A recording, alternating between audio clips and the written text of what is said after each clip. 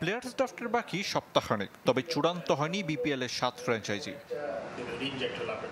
সংকট সমাধানে দলগুলোর সাথে বৈঠক করেছেন বিসিবি সভাপতি। আগ্রহ প্রকাশ করলেও ফ্র্যাঞ্চাইজি ফি আর গ্যারান্টি মানি দিতে পারেনি রাজশাহী ও চট্টগ্রাম। নতুন করে 10 অক্টোবর পর্যন্ত সময় বেঁধে দিয়েছে বোর্ড।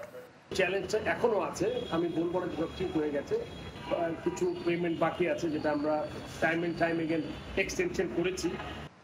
কিন্তু ডেডলাইন অনুযায়ী অর্থ পরিশোধ করতে ব্যর্থ হলে কি করবে বিসিবি, সে সিদ্ধান্ত হয়নি এখনো। বিসিবির দেয়া ডিরেক্ট সাইনিং ও রিটেন পলিসির প্রস্তাবনা নিয়ে মতভেদ নতুন ও পুরাতন ফ্র্যাঞ্চাইজিগুলোর মধ্যে। আমরা চাই যে একটা ডিরেক্ট সাইনিং হোক, বাকি সবাই ড্রাফটে যাক, fair level field of play থাকুক, তাহলে সবাই সমানভাবে করে নিয়ে নিতে পারবে। তাহলে আসলে ওই ডিবেটটাই নাই যে কার অ্যাডভান্টেজ কার ডিসঅ্যাডভান্টেজ।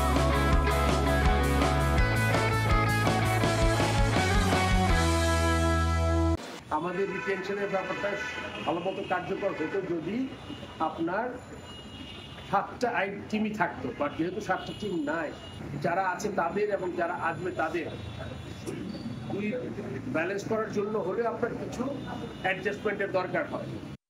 জাতীয় দলের মতো অনিশ্চয়তায় সাকিবের বিপিএল এ অংশগ্রহণ নিয়েও ভাবনায় রংপুর রাইডার্স। সরাসরি চুক্তির সুযোগ থাকলেও ফ্র্যাঞ্চাইজিটি ঝুঁকি নিবে কি? দেখেন, সাকিব বাংলাদেশের সবচেয়ে বড় প্লেয়ার, এটা নিয়ে কোনো ডাউট নেই, কিন্তু ওর অ্যাভেলেবিলিটি নিয়ে তো এখনো ডাউট আছে। Availability is not in my control. Ariful Islam, channel 24, Dhaka.